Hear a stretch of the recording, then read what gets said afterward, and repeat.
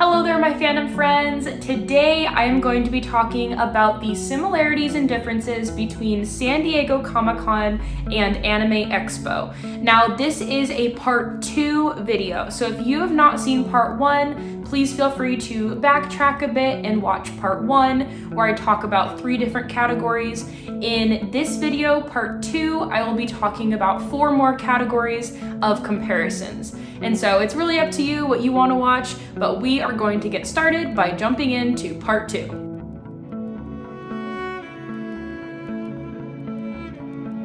Moving into the entertainment category, maybe your favorite so far, because this is kind of what draws a lot of people to these conventions. And so starting off with Anime Expo, I'm just going to repeat and say that there are 3 different rooms, one for the vendor hall, one for the entertainment hall, and one for the artist alley. And so all of these are split into 3 different rooms. The entertainment hall is a very large room in one of the buildings, and then if you walk outside, it's a very short distance walk to another building, which is where the vendor hall and the artist alley are. And the vendor hall is actually right above the artist alley, so if you're trying to look for the artist alley, if you're having issues with that, it's right below the vendor hall. In my personal opinion, this is kind of one of my pet peeves about Anime Expo, but their vendor hall and their artist alley close so early compared to everything else. And so I'm pretty sure the entertainment hall closes at like 9 p.m. So you have a long time throughout the whole day to do everything that you want there. You can see different shows, you can take pictures with the backdrops, you can look at all of the gaming things that they have and everything that has to offer.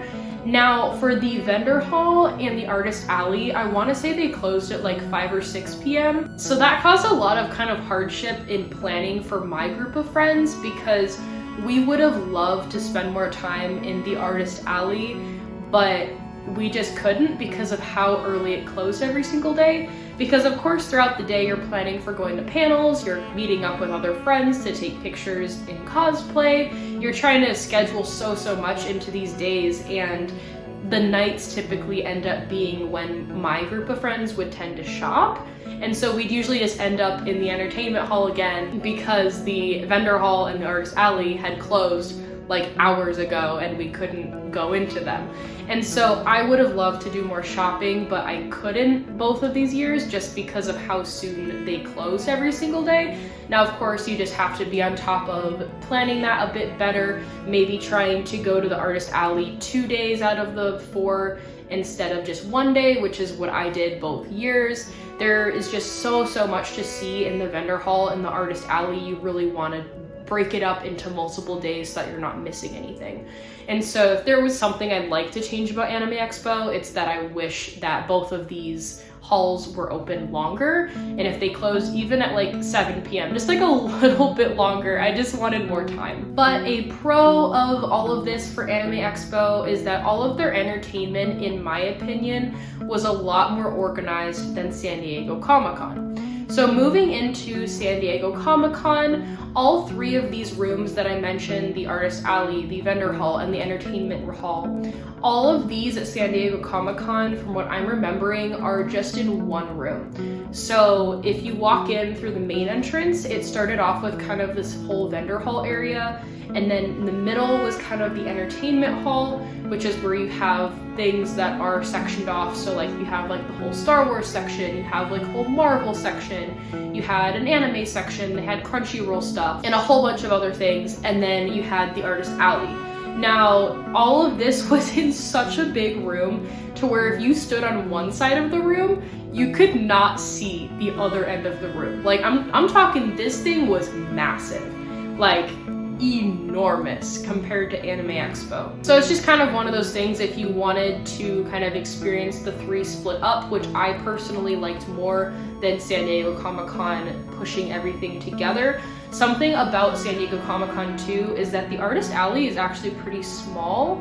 From what I saw, it was a lot of like comic book stuff too, which again makes sense because it's San Diego Comic-Con, it's more of like a cultural thing.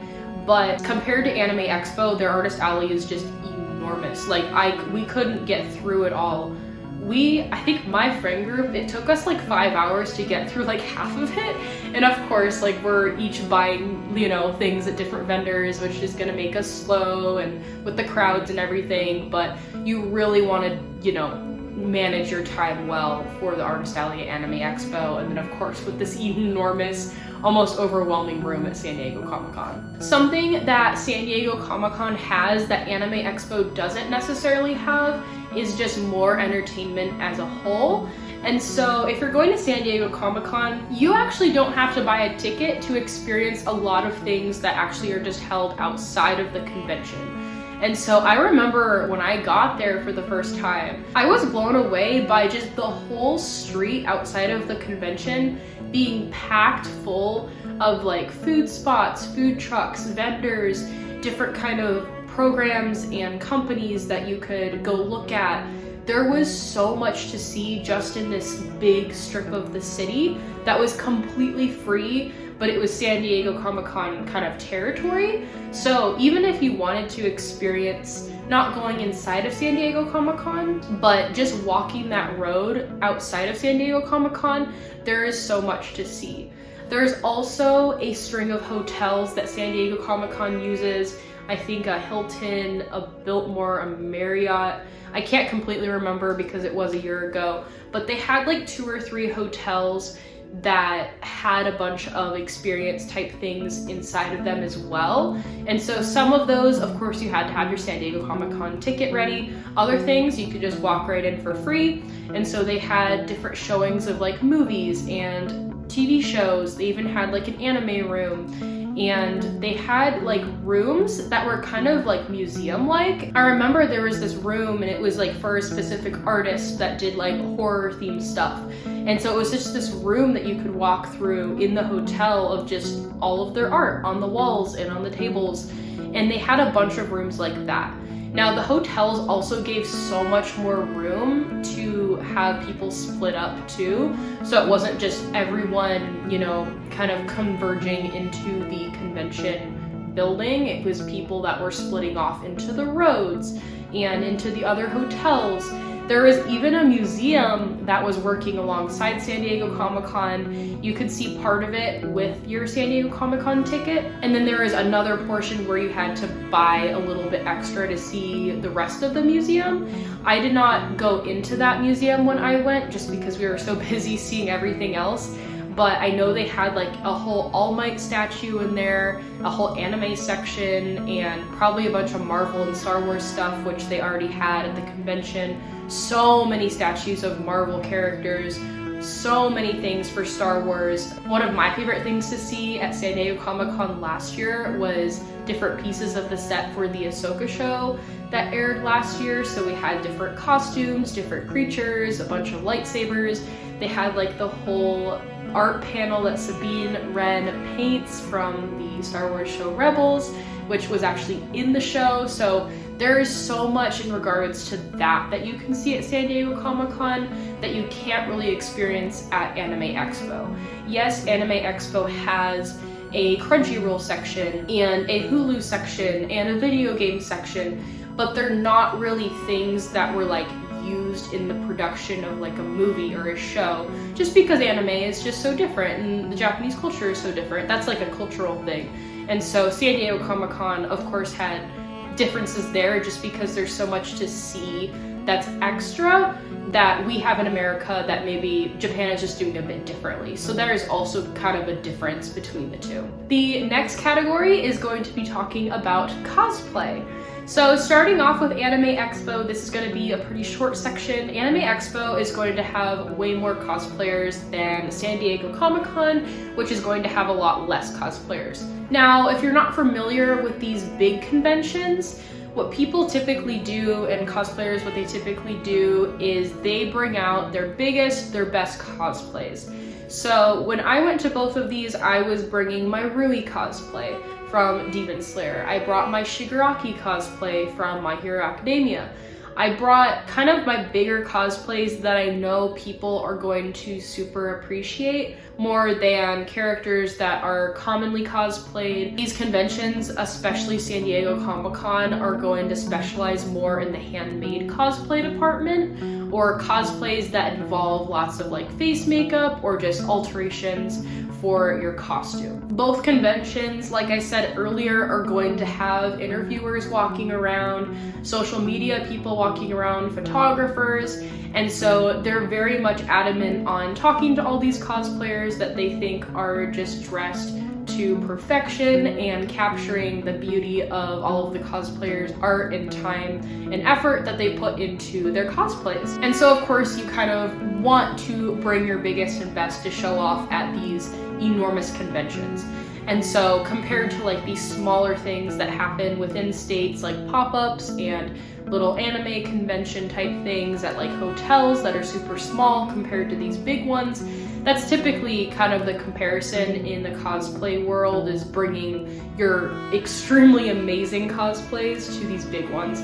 It's just kind of an unspoken thing between cosplayers and conventions, I've noticed. It's not really like a rule or like a spoken thing. It's just kind of, you just bring your best to these big conventions. And so for both of these conventions, they had kind of like a cosplay gathering area. Like I talked about earlier with Anime Expo, is kind of like that big lobby for the main entrance is where typically the cosplayers are going to gather.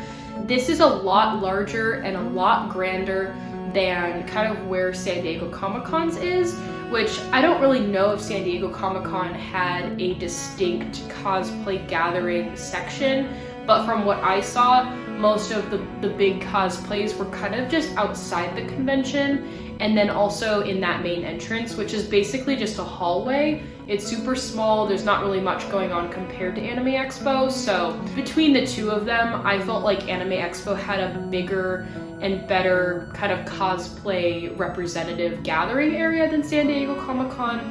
But of course, maybe I didn't see exactly all of San Diego Comic-Con because of the strike. But in general for cosplay, of course, just wear what you want, wear what you think is going to make you feel most comfortable, especially in your interactions with these interviewers and photographers and social media people. Just be aware that if you're wearing especially a super elaborate cosplay, you are going to be approached.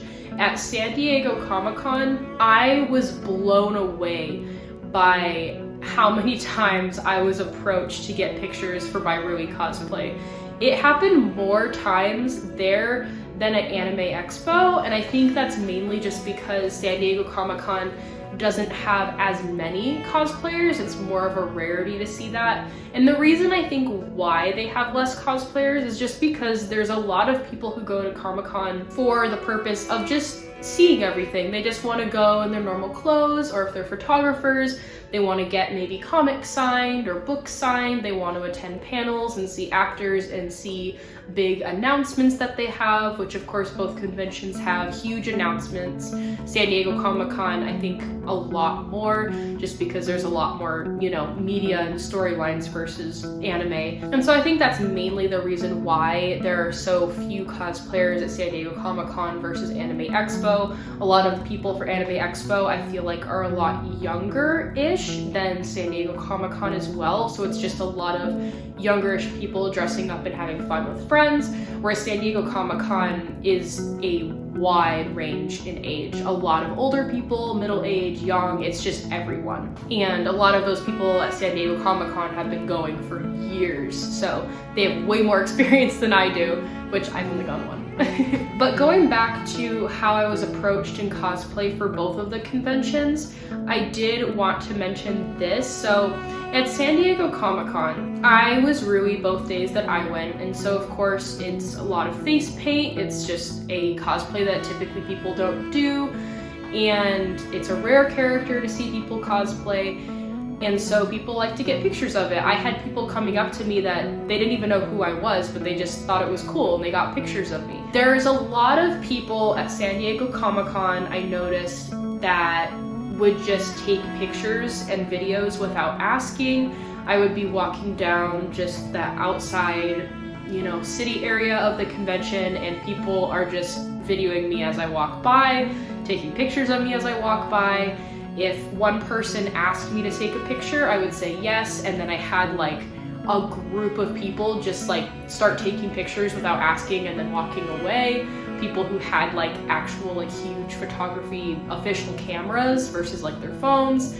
It was very almost overstimulating at San Diego Comic-Con due to people just not understanding kind of the basic rules with cosplay.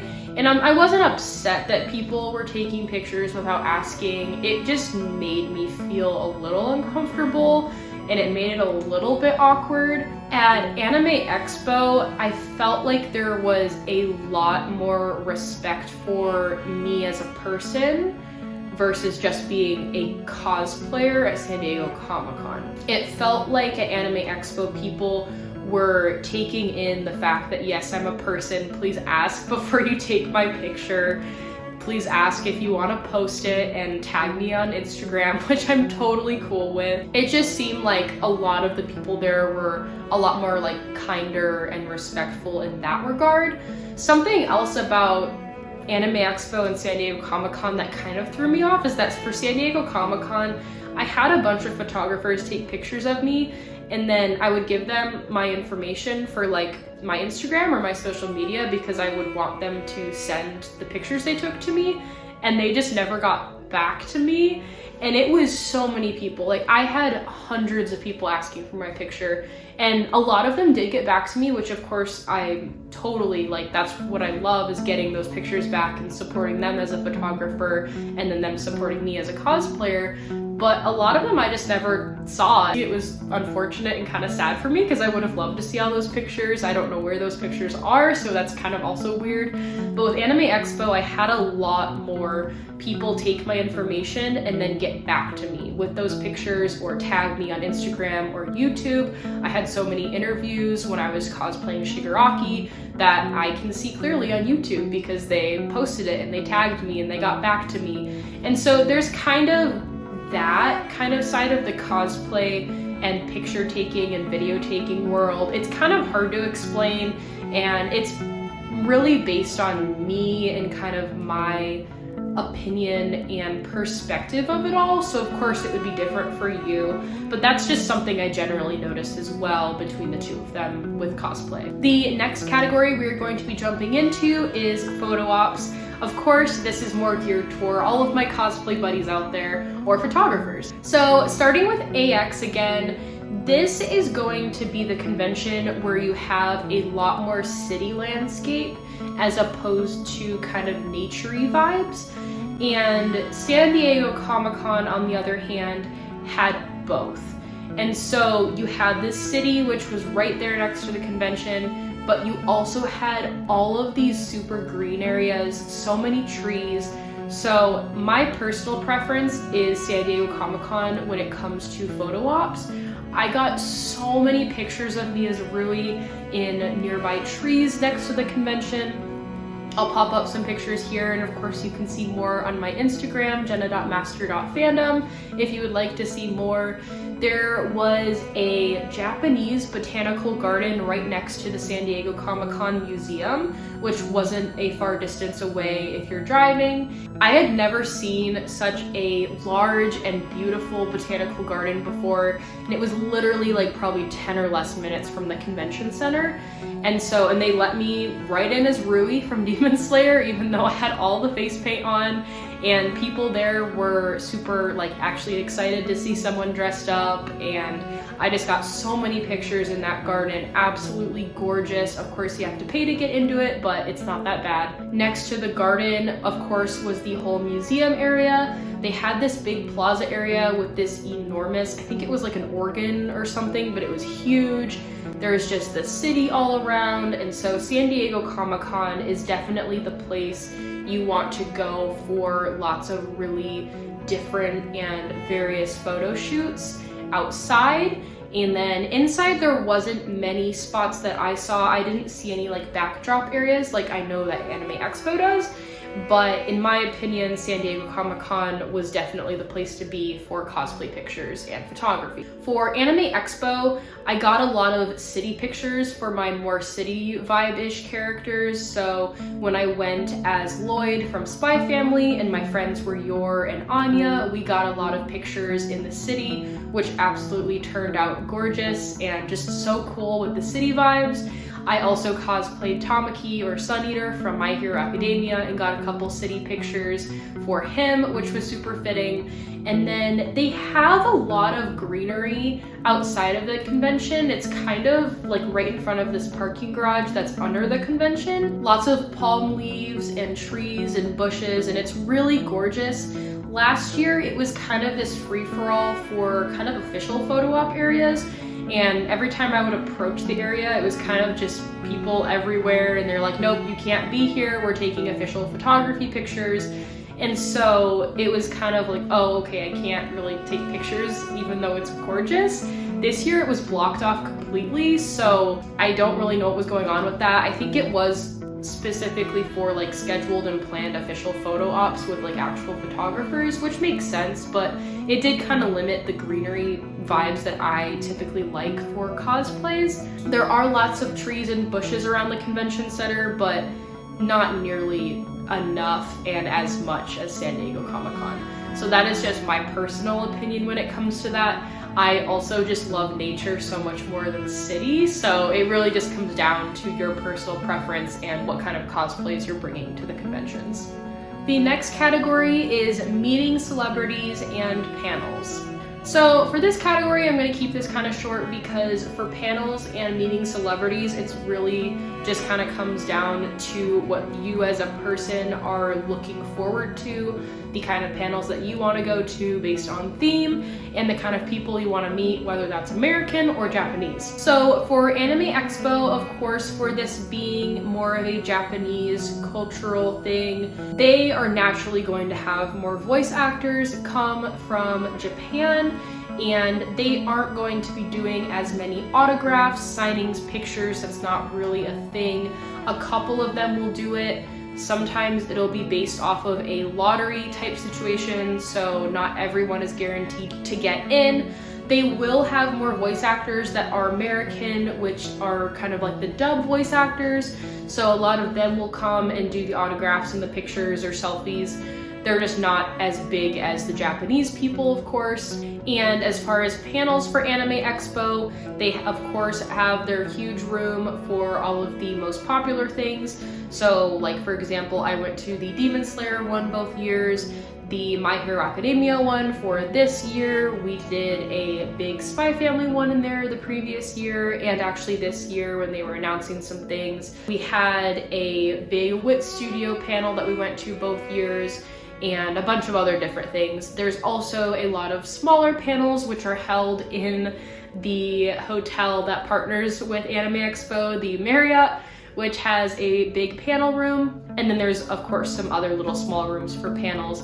But of course Anime Expo is not going to compare to San Diego Comic-Con because they are just going to have so many more panels and so many more voice actors and actual actors come to the Comic-Con. San Diego Comic-Con is also of course going to have more opportunity to meet and get signings from authors, lots more video game kind of experience that you can get there. They had a whole section, I think it was near the authors for video gaming. They had the D&D stuff happening. And so for panels and meeting celebrities, it really just depends on if you're wanting to see more of the Japanese people or the American people, depending on what kind of media you like.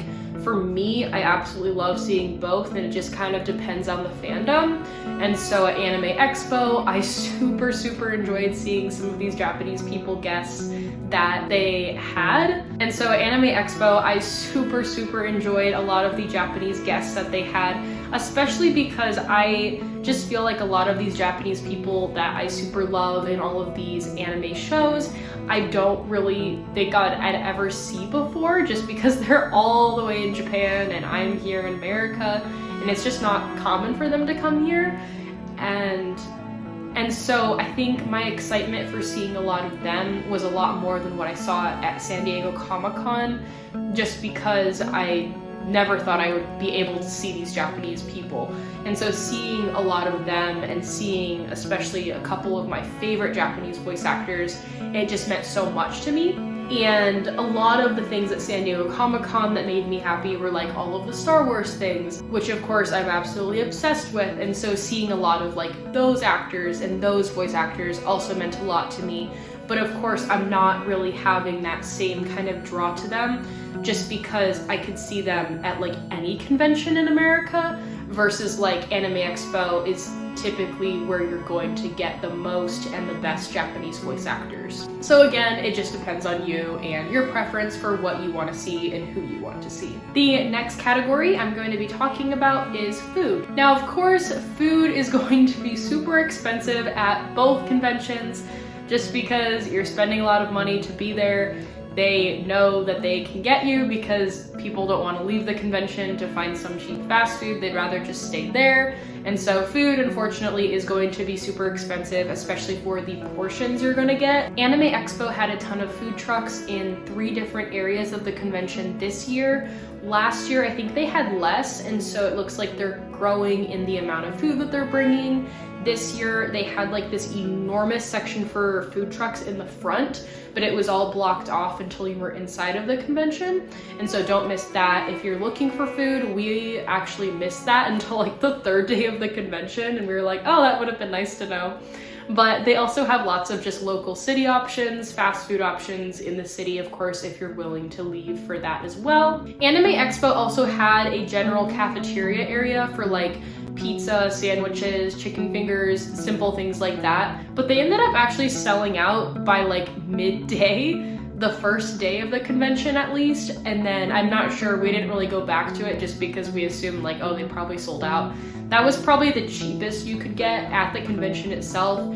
They had a couple places, I think in the vendor hall, that you could go for food, but they were a little bit more expensive. So it just kind of depends on what you're wanting. Of course, the majority of what they have is also lots of Asian food. They had tons of dessert, which was cool. They had boba. And San Diego Comic-Con, on the other hand, I feel like had obviously a lot more food options because it's not just Asian specific. There's Asian, Italian, Mexican, American, everything that you could think of in the city, inside the convention, outside the convention, just anywhere. So just be prepared for the expensive food, of course, when you're at any convention. So in conclusion of this video comparing San Diego Comic-Con to Anime Expo, I hope you enjoyed hearing my similarities and differences based on the experience that I've had at both. Basically, it just comes down to what you want to experience, what you want to see, what you want to spend, where you want to go, who you want to see, what you want to cosplay. Of course, San Diego Comic-Con is going to be bigger. It's going to offer a lot more, but in a different sense than what Anime Expo has to offer. So it just really comes down to personal preference. For me as a person, I absolutely love and adore both of them. I of course have 1 year ahead on Anime Expo compared to San Diego Comic-Con, and I experienced it through the strike, so I want to say that my favorite as of now is Anime Expo, but of course I need to experience San Diego Comic-Con again when there is no strike, and of course I would love to go for the full event pass. If you have any more questions about either of these conventions or want to hear more, or if you had an idea for another video of me talking about either one of these conventions, please let me know in the comments, or if you want to tell me about your own experiences at both of these conventions, or if you had a differing experience or similar experience, I would love to hear it in the comments. Of course, I love talking about conventions and all of my favorite fandoms, and so I hope you found this informative and would like to watch my other videos related to Anime Expo. I have a lot, I will link a few up here, and I have a lot from San Diego Comic-Con as well, which I will link up here. I also do kind of like music video vlog type videos for all of the conventions I go to, and so feel free to check those out as well, and I will see you next time. Bye!